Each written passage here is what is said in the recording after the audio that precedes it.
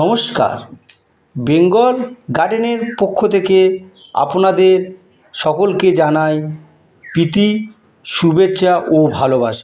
নমস্কার বন্ধুরা, আপনার সিম গাছে ফুল আসছে না, যে ফুলগুলি ফুটেছে সেগুলি ঝরে পড়ে যাচ্ছে। সিম গাছে জাপ পোকা, লেদা পোকা তাড়াতে পারছেন না। আপনাদের কথা ভেবেই এই ভিডিওটি, চলুন শুরু করা যাক। বন্ধুরা, সিম গাছ যখন মাচাতে উঠতে শুরু করে তখনই সিম গাছের ডগাগুলি একে অপরে পেঁচিয়ে ধরে দড়ি আকৃতি আকার ধারণ করে। এগুলি একেবারেই হতে দেওয়া যাবে না, তা না হলে এক জায়গায় জট পাকিয়ে জঙ্গল আকৃতি আকার ধারণ করবে।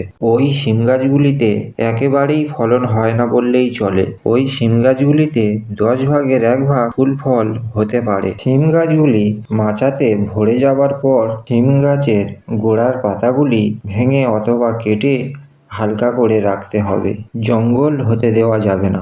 এভাবেই যদি আপনারা পরিচর্যা করে যান, আমি আপনাদেরকে কথা দেব ফুল ফল হবেই হবে। এই যে সিম গাছগুলি দেখছেন, সব মিলিয়ে 3 বিঘা 5 কাঠা জমিতে চাষ করা হয়েছে। প্রথম দিনেই 1.5 কুইন্টাল সিম তুলতে পেরেছি। আমি মনে করি সিম চাষ করে আমি সফল হয়েছি। এই সফলতার সম্পূর্ণটা টপিক আপনাদেরকে আলোচনা করব। তার আগে যারা চ্যানেলটিতে প্রথমবার ভিজিট করছেন, প্লিজ চ্যানেলটিকে সাবস্ক্রাইব করে নিন।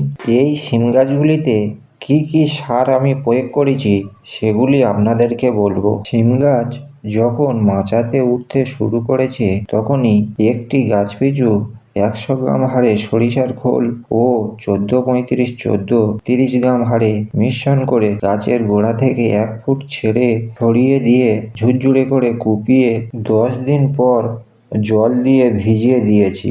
এই ফার্টিলাইজারগুলি ব্যবহার করার পর 15 থেকে 20 দিনের মধ্যে সিমের ফুল মাচাতে ভরে গিয়েছে।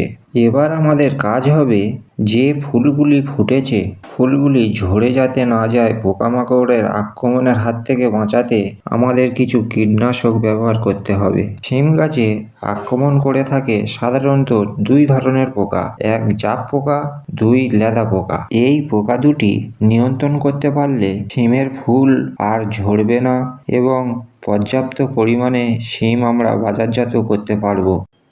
জাপ পোকা ও লেদা পোকাকে নিয়ন্ত্রণ করতে আমরা ব্যবহার করব অ্যাসিটামাপিড গ্রুপের যে কোনো ইনসেক্টিসাইড, যেমন একতারা, কন্ট্রোল, ল্যাংচার গোল্ড, জ্যাম্প, সলোমন ও ওস্তাদ ইত্যাদি।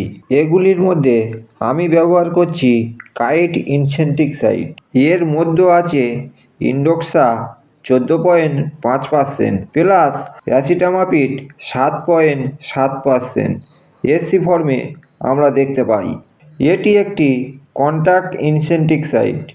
এর ব্যবহার 10 লিটার জলে 15 ml হারে আমরা ব্যবহার করব।